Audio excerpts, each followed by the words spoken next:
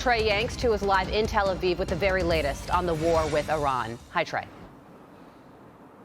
Todd, Carly, good morning. Iran has indicated they are laying mines in the Strait of Hormuz. Reports indicate, though, there are less than 10 of these sea mines placed already. U.S. Central Command taking offensive action against this threat to global shipping lanes, saying that they struck at least 16 mine-laying vessels belonging to the Iranian regime. As this continues, it's a major threat to the global shipping lanes, understanding that 20% of the world's oil passes through this area. President Trump taking to Truth Social, saying in a statement, quote, "If for any reason mines were placed and they are not removed forthwith, the military consequences to Iran will be at a level never seen before. If, on the other hand, they remove what may have been placed, it will be a giant step in the right direction." Amid concerns in the Persian Gulf and the Gulf of Oman, there are ongoing efforts to weaken the Iranian regime as they launch new ballistic missile fire at Israel and Gulf countries. You can see earlier today some of this missile fire being intercepted overhead. Sirens were sounding at least 4 times throughout the night amid incoming Iranian attacks. The U.S. and Israel are striking back, a significant amount of destruction being caused to the Iranian regime. You can see here some video from the Iranian Red Crescent Society on Tuesday in the aftermath of those strikes that are taking place not just around the capital of Tehran, but also across western Iran.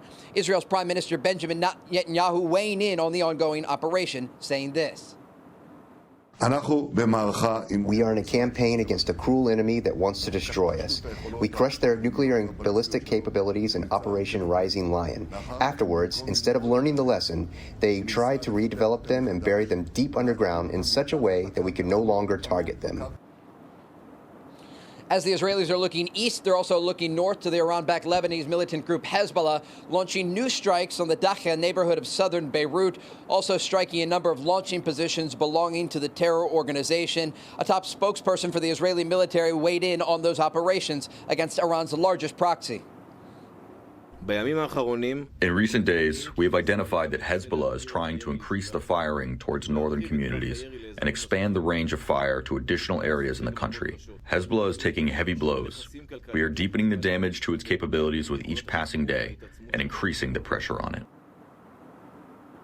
Officials here believe that the war between Israel and Hezbollah could even last longer than the war between Israel and Iran. Preparations are being made, and Israeli media reports that the Golani Brigade of Israel that was currently operating inside Gaza will be moved to the northern border in preparation for more offensive action. Guys? Wow, very interesting there. And Trey, Iran is said to be increasing their use of these cluster munitions, and these are warheads that burst open in high altitude and then they scatter dozens of smaller bomblets across a wide area. How much of a challenge will this be for Israel's air defenses moving forward?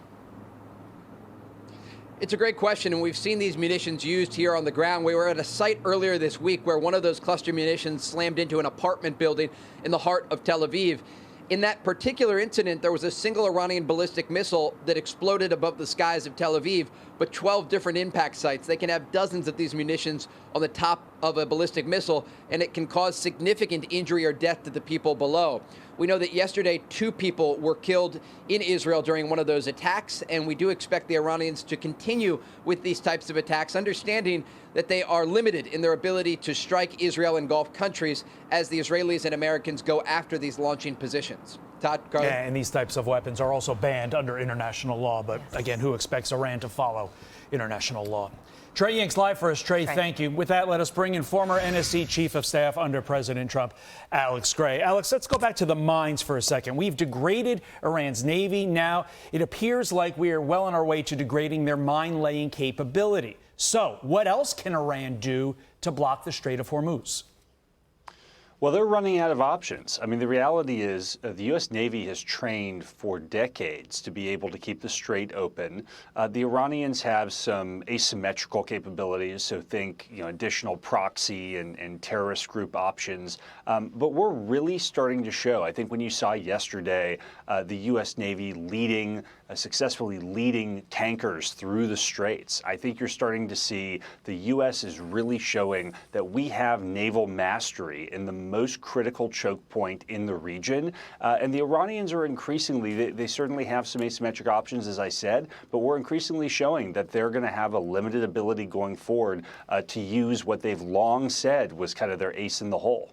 So Iran is said to have already begun laying mines in the Strait of Hormuz. Is there a way that the United States can find where those mines are to ensure tankers and vessels safe passage through the strait?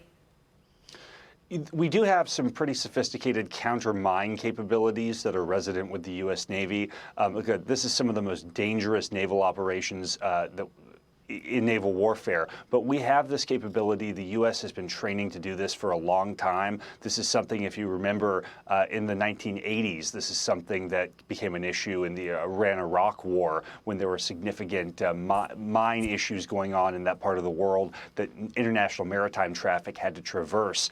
There is a lot of capacity for us to be able to deal with this, and I think President Trump is showing in those strikes that your reporter just talked about, the president's showing he is not going to tolerate the Iranians holding international maritime traffic hostage as part of this cat and mouse game they're playing.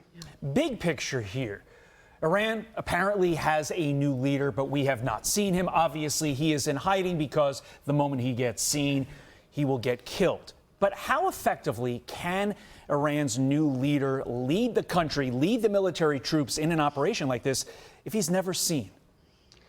Yeah, the short answer is I don't think that there's going to be much effectiveness there. And we may need to start thinking about whatever the current post-Khamenei, the elder regime is, as something that's more temporary. Because I think what the president has made very clear is that he is looking for someone, even as we're degrading their operational capabilities in mines and drones and missiles, he's looking for an Iranian leader who understands that the chessboard has changed, and an Iranian leader who understands that the time of trying to pull us back and play whack-a-mole in the Middle East is over under President Trump's watch.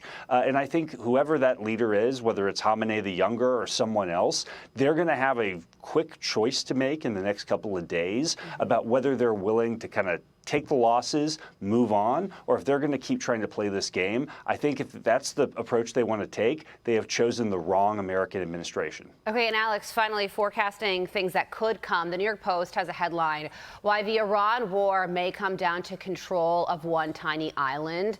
They go on to say an island 1/3 the size of Manhattan controls virtually all Iranian crude oil exports, and experts say its fate could be essential to President Trump's endgame with Tehran. They're talking about Karg Island, which handles roughly 90% of Iran's crude oil exports. And taking it out means that it would cut the military budget significantly. It would also really plug up basic services that keep Iran society functioning.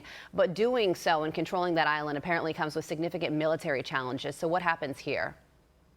Yeah, look, Karg Island is something that the U.S. military, as with the Straits, we've been aware for a long time that that's a key choke point for the Iranians, both economically and militarily. The U.S. military, as well as our Israeli counterparts, know very well what those capabilities are that need to be brought to bear to neutralize that. And I think President Trump, one of the things that he's looking at right now, most likely, is he's got a series of options up and down the range of escalation. And I think what they're likely thinking, Carly, is what are the Iranians willing to do to de-escalate this and to give the United States the strategic wins that we have to have, or things like Karg Island are very much going to be on the table. An ever-changing situation in Iran. Alex Gray, as always, thank you for your amazing insight. I'm Steve Ducey. I'm Brian Kilmeade. And I'm Ainsley Earhart. And click here to subscribe to the Fox News YouTube page to catch our hottest interviews and most compelling analysis.